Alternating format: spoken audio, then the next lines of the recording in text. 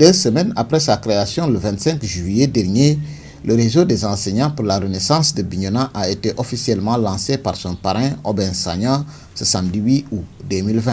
Le secrétaire général du ministère des Infrastructures, des Transports terrestres et du Désenclavement mesure le défi que viennent de lui lancer les enseignants. Donc ces enseignants ont décidé de nous accompagner dans le travail politique que nous sommes en train de faire. Je voudrais d'abord les en remercier très sincèrement, les encourager dans cette initiative qu'ils sont en train de mettre en œuvre. Mais je comprends ce qui est fondamental dans la création spontanée par les enseignants eux-mêmes de ce mouvement. Qu'ils m'aient choisi comme porte-étendard de ce mouvement pour aller vers le développement de la commune de Bignona. Je le répète, c'est un motif de fierté pour moi, mais c'est un sacerdoce. Je mesure pleinement la responsabilité qui m'incombe personnellement, mais la responsabilité qui incombe à tout mon groupe politique. À l'occasion de la cérémonie de lancement de ce mouvement, Aubin Sagna a décliné les principaux axes sur lesquels repose son ambition pour Bignona. Une collectivité territoriale comme la commune de Bignona,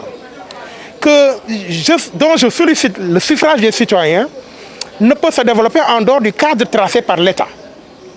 C'est pourquoi je veux axer le travail, le programme de développement que je propose à la commune de Bignona sur des piliers essentiels. Le premier, c'est l'agriculture, parce que nous avons un département à vocation agricole. Nous avons les ressources naturelles, les forêts, les ressources hydrauliques. Et la Casamance est bien dotée par la nature. Il s'agit simplement de s'organiser pour travailler, de s'organiser pour moderniser les outils de production. Voilà pour ce qui relève du secteur primaire. Dans le secteur secondaire, nous avons besoin d'un début, d'une amorce véritable d'industrialisation. Je parle peut-être de grandes usines, mais surtout de ces petites et moyennes entreprises, de ces petites et moyennes industries qui sont véritablement le vivier d'emploi, mais le fondement du développement de cette commune à vocation essentiellement agricole.